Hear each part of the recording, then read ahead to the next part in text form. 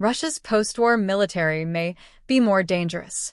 Russia will likely come out of its war against Ukraine as a more dangerous military power than it was before the invasion began, despite losing equipment and troops at a scale no major military has suffered in a conventional war since World War II, according to an analysis by Jakub Janowski published on France.co. That forecast cuts against the instinct to assume years of brutal attrition have permanently crippled Russia's fighting force, and it lands at a moment when NATO planners are actively trying to figure out exactly what kind of military will emerge from the wreckage once the fighting eventually stops. Janowski's analysis found that Russia has not only stabilized its losses of tanks and armored vehicles, but has fully rebuilt its fleet, drawing on a combination of ramped-up domestic production and deep drawdowns from Soviet-era storage depots that once held some of the largest stockpiles of military equipment anywhere in the world. Russia is now producing more than 200 T-90 tanks, more than 400 BMP-3 infantry fighting vehicles, and more than 500 BTR-82 armored personnel carriers annually, figures that describe a defense industrial base running at genuine wartime capacity rather than limping along on pre-war output. The defense blog reported last year on one particularly visible sign of how deep those storage drawdowns have gone, documenting Russia's revival of hundreds of T-62 tanks, a design that first entered Soviet service in 1961. Pulled out of decades of storage specifically to replace losses the open-source tracking group Oryx had already confirmed exceeded 4,100 Russian tanks of all types destroyed, captured, or abandoned since the invasion began. Russia has now largely exhausted the inherited Soviet stockpile that let it absorb losses this quickly in the first place, meaning any future conflict will force Moscow to rely almost entirely on fresh production rather than free replacements pulled from storage, a considerably slower and more expensive proposition. The ground forces also remain constrained by a battlefield reality that has defined the entire war until Russia develops an effective, affordable way to counter the overwhelming volume of drones now saturating the front line. It cannot return to the kind of fast-moving mechanized warfare its armored vehicle fleet was originally built to fight.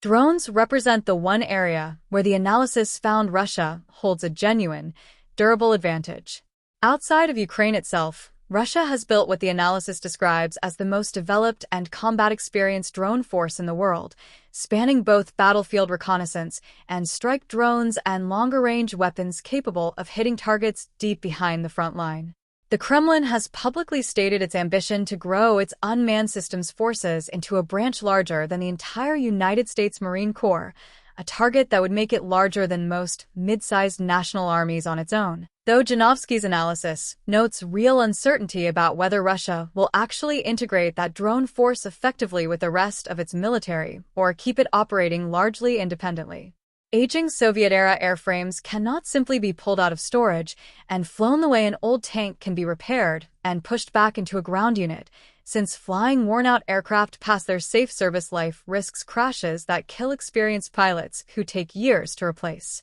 Russia's current production of 40 to 60 fighter jets annually, including a handful of semi-stealthy Su-57s, falls well short of what would be needed to offset both combat losses and the natural retirement of aging airframes, and Janowski's analysis found the situation is far more severe for Russia's long-range aviation. Noting the country is now producing just one Tu-160 strategic bomber every 1 to 2 years, while its A-100 airborne early warning aircraft program appears to have stalled entirely, without delivering a single operational unit. That decline comes precisely as NATO air forces maintain their existing size while adding fifth-generation stealth fighters like the F-35, widening a technological gap. Janowski's analysis concludes Russia has no realistic near-term path to closing. Air defense presents its own version of the same problem. Russian production of surface-to-air missile systems has roughly kept pace with confirmed losses, but the war has degraded Russia's radar coverage, drained its stockpile of anti-aircraft missiles, and demonstrated repeatedly that expensive interceptor missiles simply cannot economically counter the volume of cheap drones and missiles that modern long-range strike campaigns can throw at a target. The defense blog has documented that dynamic playing out directly against Russia itself, reporting extensively on Ukraine's long-range drone campaign against military airfields and strategic bombers, strikes that have forced Russia to spend heavily on new bomber shelters and decoys, while continuing to lose aircraft it cannot replace at the rate they burn. Manpower may ultimately prove the hardest problem of all to solve. Janovsky's analysis found Russia's military has grown from roughly 900,000 troops before the invasion to around 1.3 million in 2026,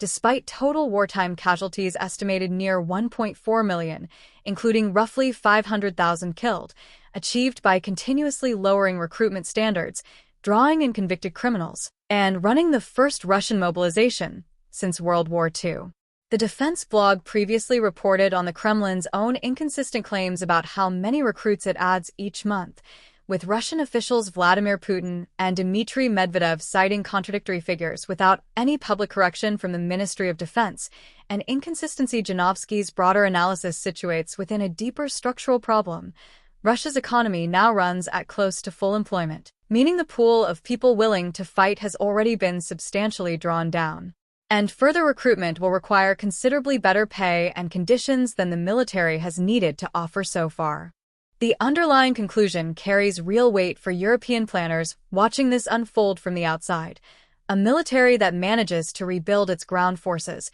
expand its drone branch into something larger than the U.S. Marine Corps, and hold onto over 1 million troops, even a poorly trained and demoralized force assembled under brutal wartime discipline, still adds up to a fighting force considerably larger and more battle-tested than the one Russia sent across the border in February 2022, and Europe's own rearmament timeline may not have the luxury of assuming otherwise.